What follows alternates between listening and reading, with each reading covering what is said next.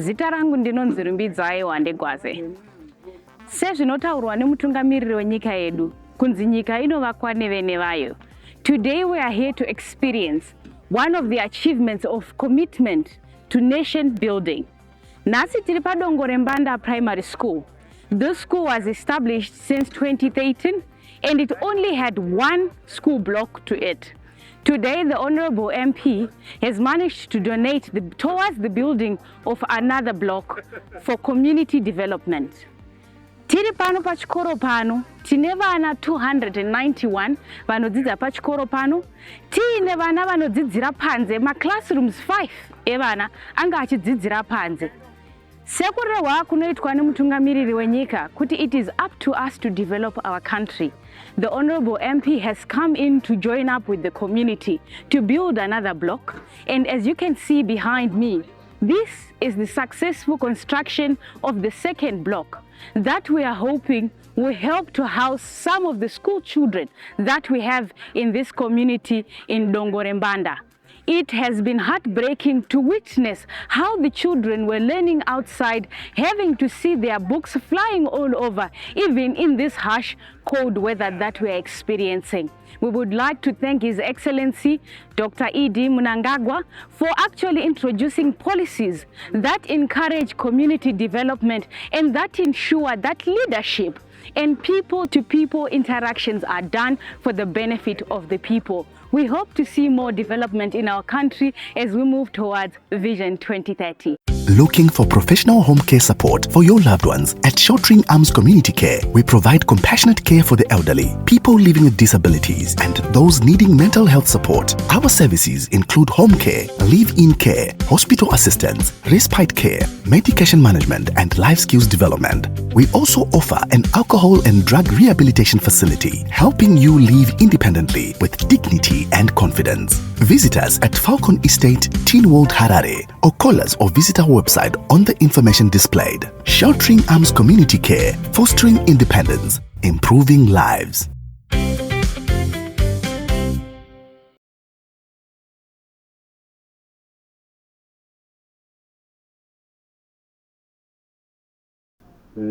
Panguva ino rege nditore mukana uno kukuintroducirai chigaro chavo chidiki chekupedzisira ndiye mufudzi wemombe kana kuti wai kuno kubhindura South Constituency. Vari zvakare chairman weportfolio committee yemines and mining development kuparliament. Chigaro chavo chihombe kumusangano inhengo yeCentral Committee. Vanova Honorable Matangira panguva ino ndikukumbira kuti musangane nezvinhu. Honorable Pambembele nekubatana, pambembele nebudiriro, development, development, pambembele nedzidzo, pambembele nedzidzo, kuendesa vana kuzvikoro, asino kurodza vana vasati vasvika zera rokurohwa. Ndisati ndataura nemi, handigoni kutaura nemi tisina kukwaisana, handiti? Mwana anga ari Johnny wadzoka mumusha unoomberana navabereki, makadiko mai, makadiko baba. Nhasi pano tina Changamire, baba vaMasimbura. Remekedzo ngaibve nokwamurimi nemandiriwo yokwira kuinda kunosvika kuna Changamire vedu baba Masimbura. Zvino iwe newe chiuyai pano ndimona nemi toombera mambo amene kuti tinosvika nokunani. Vuramai Tiri kukumbira kuti tisvitse mavoko tiise miri kuna mambo. Ndo vanotonga pamwe chete napurezidendi vedu baba vaMnangagwa.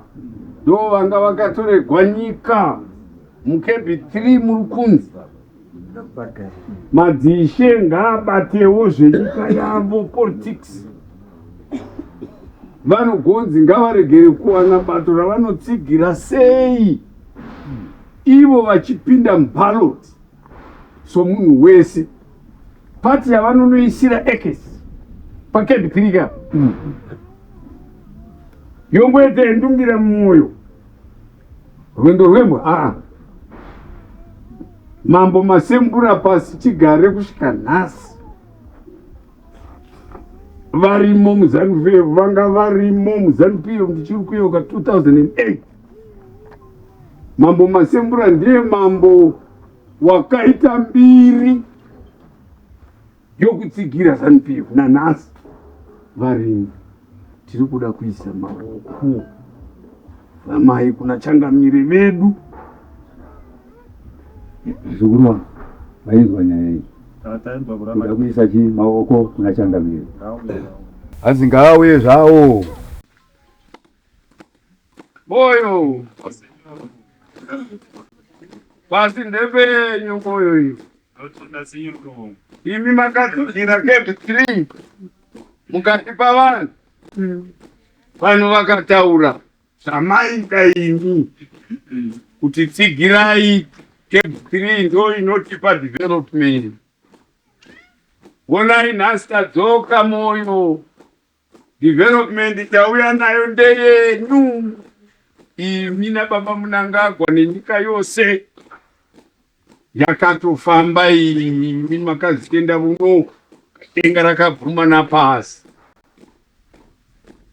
Changamire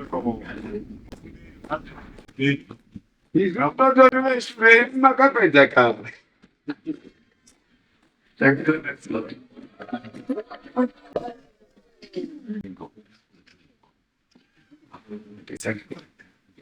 Vana mai doko sai nomero vana mai dana mai vana mai yo makadiko nana baba uko udiriba yauya na baba masekura changa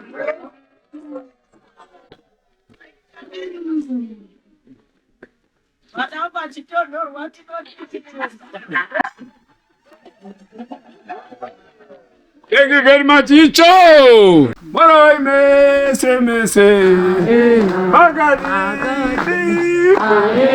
Nemufaro. Dono sangana badungare bada. Moroi mese.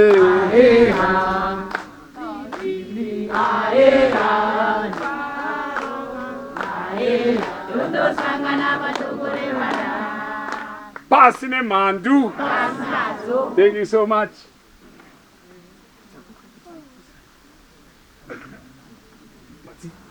Oh, yeah, the Magatuagan 291. She's in a grade 7. 291 to 300. Yes. Mukaita 1,000. And it's $3, $3. We contribute that money towards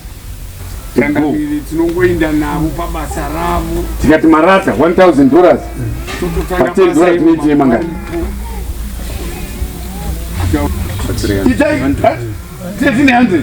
100 tinotita 1 2 3 4 5 6 7 10 block one one day. So kusabhadhara kwavava is because of the leadership. Inini musiri kupa ma ideas to the people. Tikabva panapa tikaenda pasera apo pane zvimapresa ndakona zviro vanhu 100 redu toenda tinosendera chikoro chedu hatina mari pedza panzvimbo yekupuwa $200 vopuwa 2,000 makaomera nen'ondo pfungwa. Indai pamagrupu paya pamunotaura kuti ngatirege kublema ndiani vachitunhu ndova munongotuka pese. Chairman wacho akataura kuti musapindire, anotaura kuti musapindire ndiye ZANU.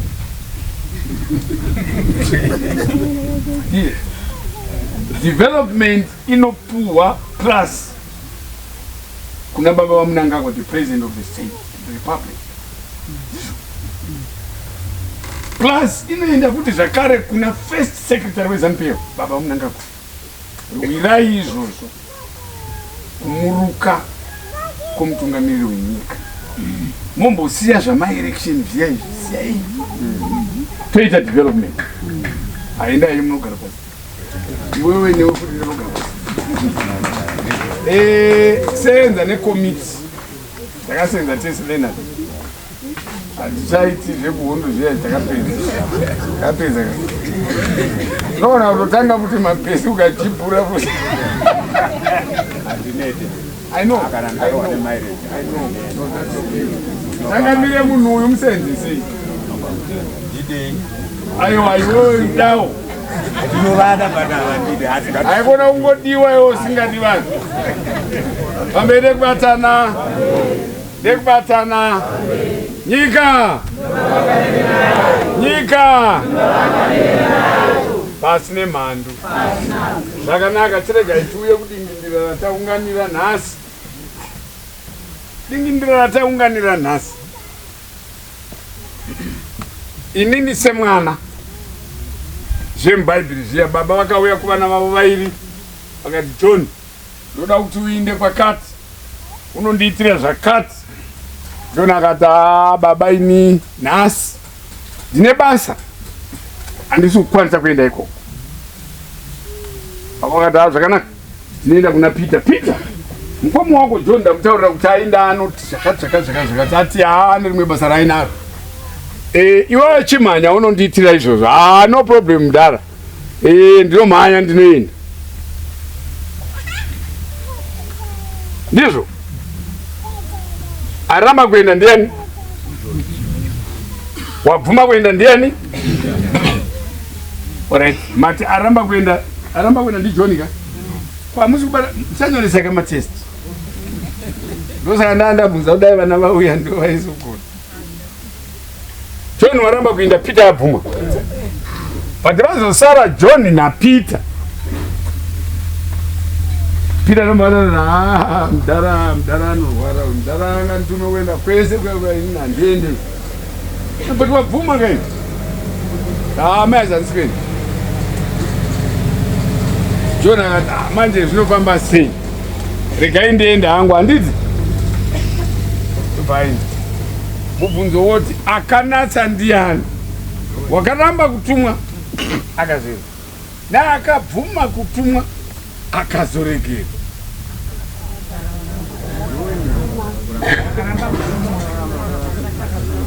Hamusi kutaurisa ka? Vati tikati zvemari manje madhara kanjani? Muri kunzwa noisi iri kubva nekukura kwakanyararayo. Vana baba muri kuti. Akaramba akasiya.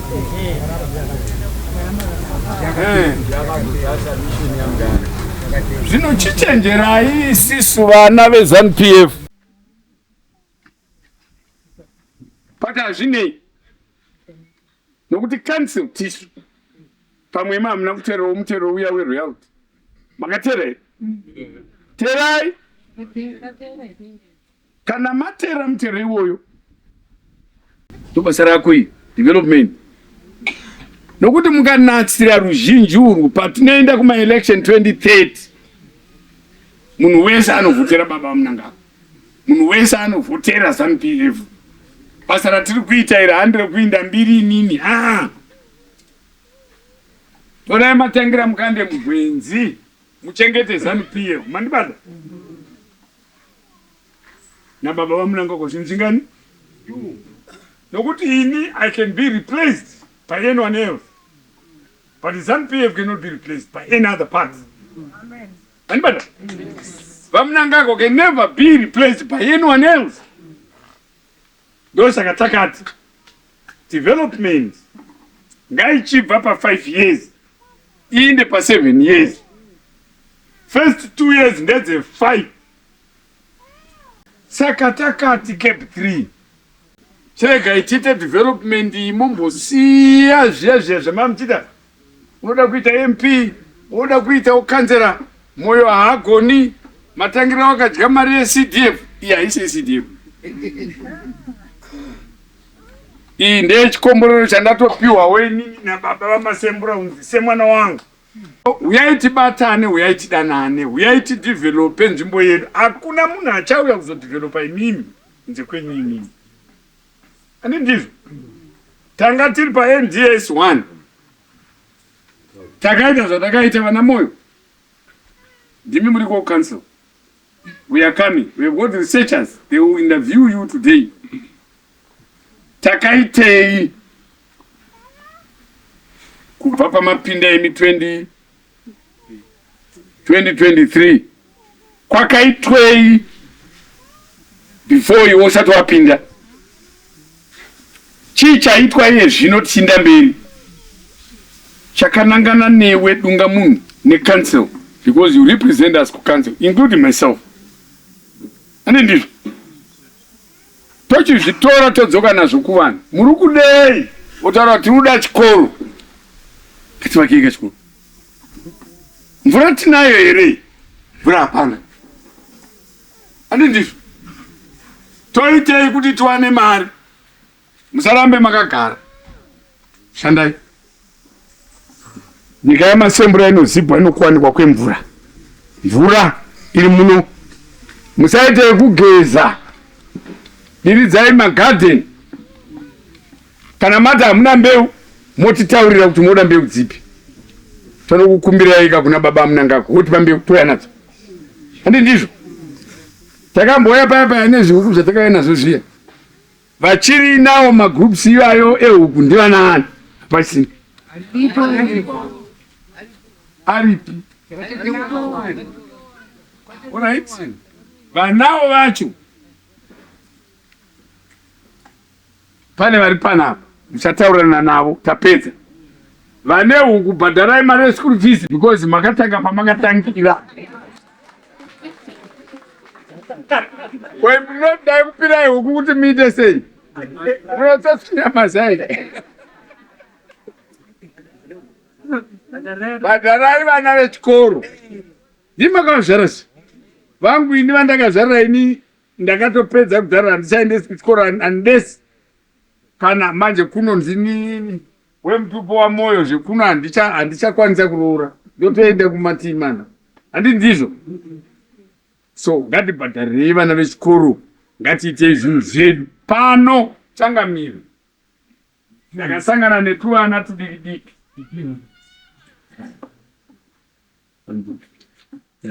Zvandaona. Achiimbeika.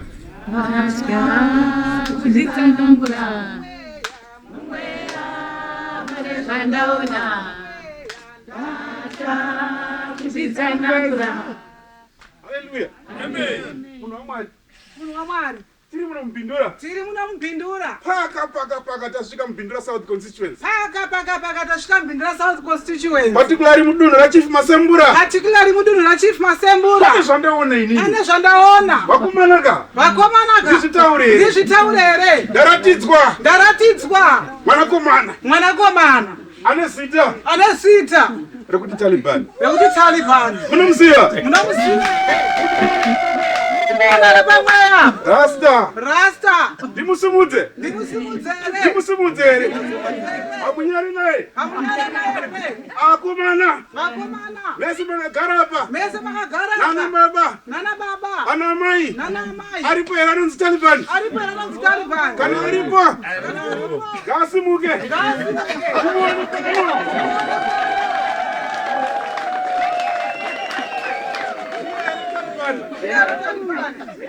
Taliban. Saka mweya uri kuona. Handisi wafake haniti. Amuona kauya. Ndaratidzwa nzira. Iri kukwira mudenga.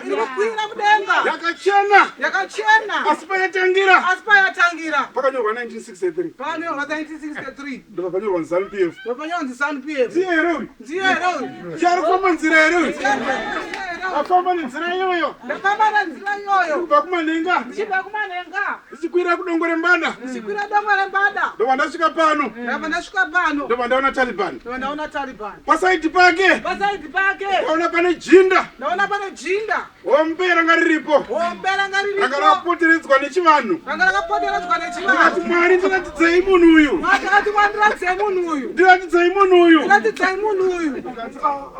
Kanzaurike nezita. Kanzaurike nezita. Masembura. Masembura.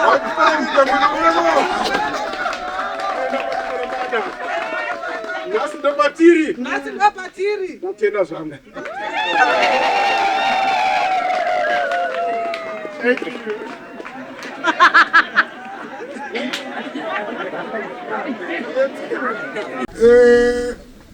Ndasumukira hangu panapa kuda kunyanyotenda zvakanyanya ndina mazwi akawanda asi chekutanga toda kutenda Mwari yemusiki wedu atipa upenyu kuti tikwanise kunge tichisangana tiri pamwe chete tiine chimwe chinhu chatinogona kufarira handiti ndofunga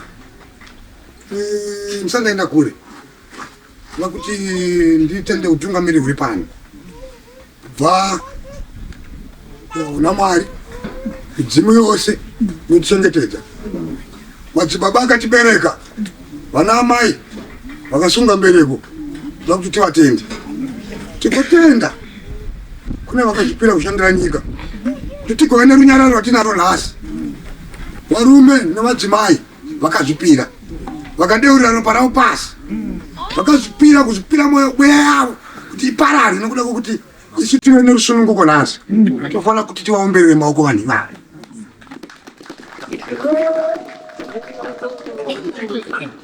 tigotenda kune varipo izvezvi vakazvipira kuti vashandire nyika nokuti hatisi tese takazvipira vamwe vakatozvarirwa kuiparadza asi kune vamwe vakapiwa mweya wokuti ivakwe toda kuti tivatende vanhu ivavo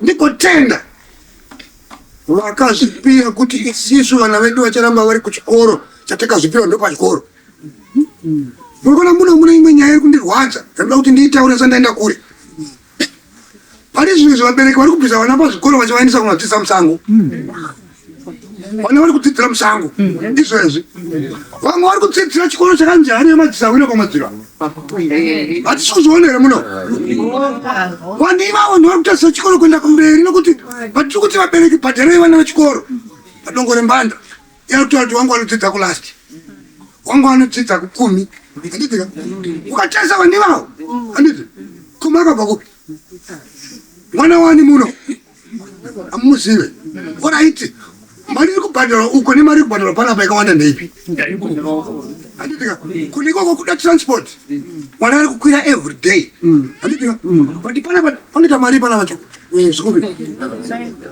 mari $30 handiti kwatiri kuendesa vana kunoita mari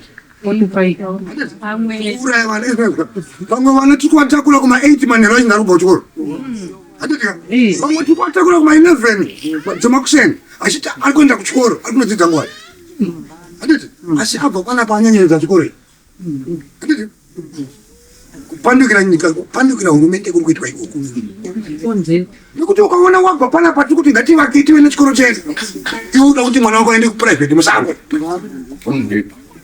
here panhu pekuti pamba pemunhu hapana onza chinonzi chikoro chikoro haisi bhedhingi chete chikoro hakusingoti ava nditicha pane zvakawanda zvinoratidza kuti panapa tinge pasina vana ndasvika pachikoro handitika chokwadi mukuti choti mwana muchati here mwana ndakakuendesa kuchikoro iye aidzidza kubhawa nokuti vabereki ipapo nokuti ipapo vaberekeka tise pfungwa dzedu pamwe chete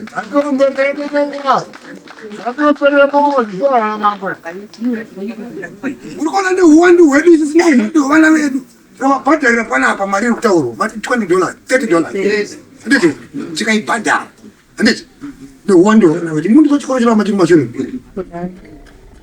orit kana tadaro SDC tikuisirei ivo vana vachienda kuzvigumwe vedu ngatidzidzei kuvaka zvinhu zvedu orit ava vanhu vamuchiri kuziva mavapa mari dzakawanda vaenda handiti ari kunovaka kupi Vanogara kune inemi handiti vari kukuitirai zvakanaka tsve pasina vanhu vamboita basa rakureva uchivatukirira handiti positsvagira vaini zvidhori zvamunogadzira kuti ndozvedi zvotakuda pari kuti zvakanaka hamusi kupaona here chegai ndikutaurirei Mwari havana kupusha Mwari havapenge vakaisa mweya wavo handiti uchene hwavo utungamiri hwavo kumunhu akakodzera unomuziva anogona kushandisa zvakeva naMwari kuti asadzise unomuziva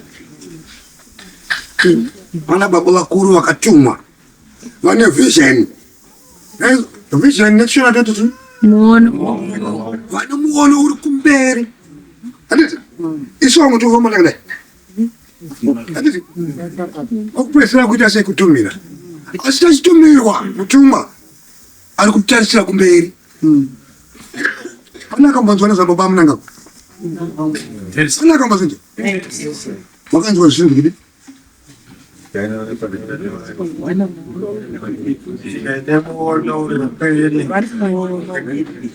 tiriuzvaona zvatikunzwa vachitaura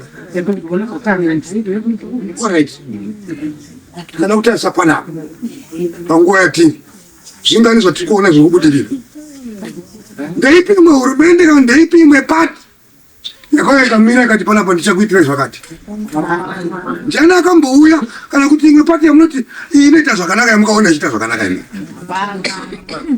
ini nekubva pandakaberekwa inini chinzi ndazvangwa ndapane ino nyika ndakunoziva isati ndamboona imwe pati ndakaberekwa ndirozanibiyei nanasi ndobandira ende ndicharamba ndirimo nekuti Mwari havakabvira vapa experience dzetu kuzanibiyei hakuna zvichangoramba zvakadaro narini zvakufana neumambo hauperi handiti ZANU-PF umambo hweZimbabwe haupere mazvinzo chinopera upenyu hwatiri kurarama isisu mweya wedu ndounotora uchinongedzwa kwauri kuenda kuti chitumwa vamwe sezvaakaita paakatuma Mozisi handiti akazotuma Joshua uchina maMozisi achiita mabasa mamwe chete ari kuti kwachei ari kudiwa naMwari handiti vedu ngatirambe takabatana izvi zvatiri kuona zvirambe zvichienda kumberi handiti zvekuti mukomana anotumika handiti vari kuuya vamwe vachiti titumai isi tinobhanya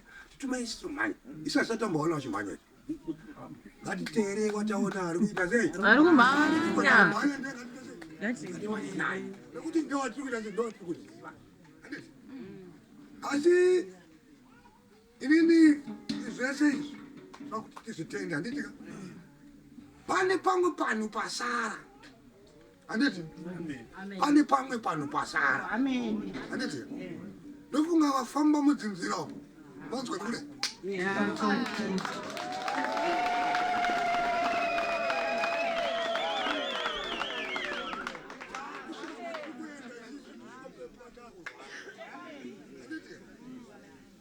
zvino hanzigereta taanaro nyowani asi chatakuchema harina mafuta izvo takukumbira kuna Taliban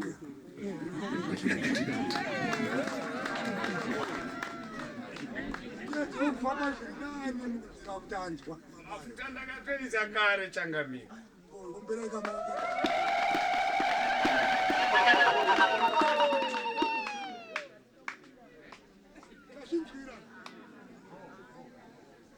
tozona matera machiwani mapatapata kuti ndisi tiri kudaro veduwe ngatichengetedze runyararo rwemunyika yedu dzimwe nyika hatisogona kuunganika zvatakaita ii vari kumhanya hakuna ugari kuri kupisa zviri kungorira mudenga uko handiti asi isisu ngatitogona kuridza mupururu takagara pamumvuri imiremekedzaiwo zvimwe zvinhu handiti inini ndakatumwa kutaurira sorry handitika ndinoti naiwayo mazhinji asi ngatirambe takabatana tichiita chinhu chimwe chete kumberi tinoenda ndatenda zvangu